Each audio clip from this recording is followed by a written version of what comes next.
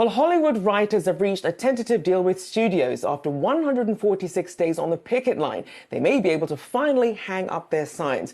Now, the deal is expected to be ratified within the next week or two. Then the studios will have to work to do with the Actors Guild.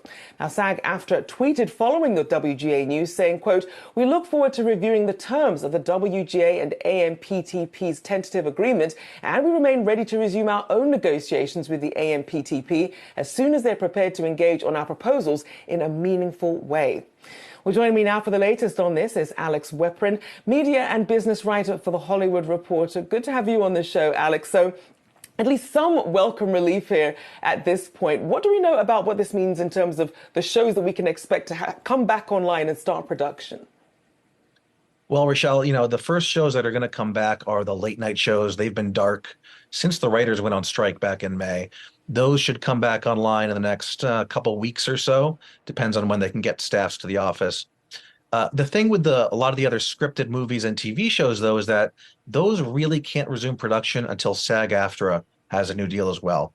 And so that's why I think there's going to be a big push to try and resolve the strike with SAG-AFTRA, because the clock is ticking right now for the holidays.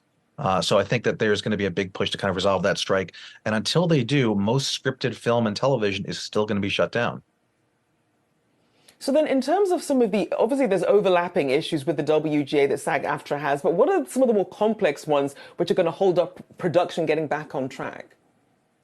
There are a couple of issues this time around that just didn't exist before. There were some like, pay raises and increased residuals. Those are obvious. Those are things I think everyone is expecting to deal with. But the role of artificial intelligence in film and television creation, that's a whole new problem for them to solve. And so the specific language around how they can use AI, that's been a sticking point for the writers. They did come to a solution. We don't know what the specific details are, but they seem to come to an agreement.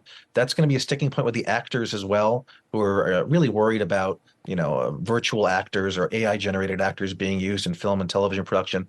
So that's a sticking point. And then the other big sticking point is, streaming. When this deal was ratified, SAG-AFTRA, the last deal, streaming was a thing, but it's now become the dominant place for scripted film and TV. And they believe that they should be paid commensurate with what they were getting paid for their linear television programs. That wasn't the case. And so these two new technologies, streaming and AI, those are kind of the big sticking points.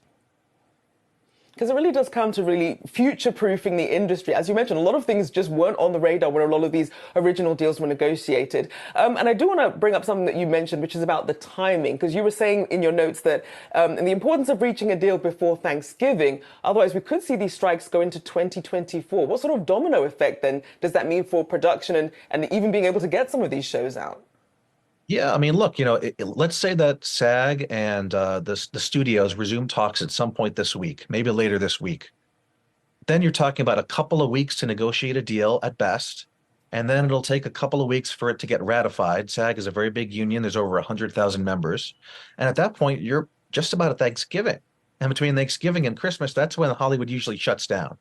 So, at that point, most productions probably won't be able to get up and running until 2024. Maybe there'll be a push to kind of get some up and running in between Thanksgiving and Christmas. But, at that point, it's going to have a major impact on the bottom line, especially for the linear television channels, which won't really have new shows until later in the spring. So there really is a sprint here to get a deal done, I think. And the sooner they can get one going, the sooner they can get these shows back on the air, and the sooner that the companies that own these channels and streaming services can kind of reverse their financial fortunes.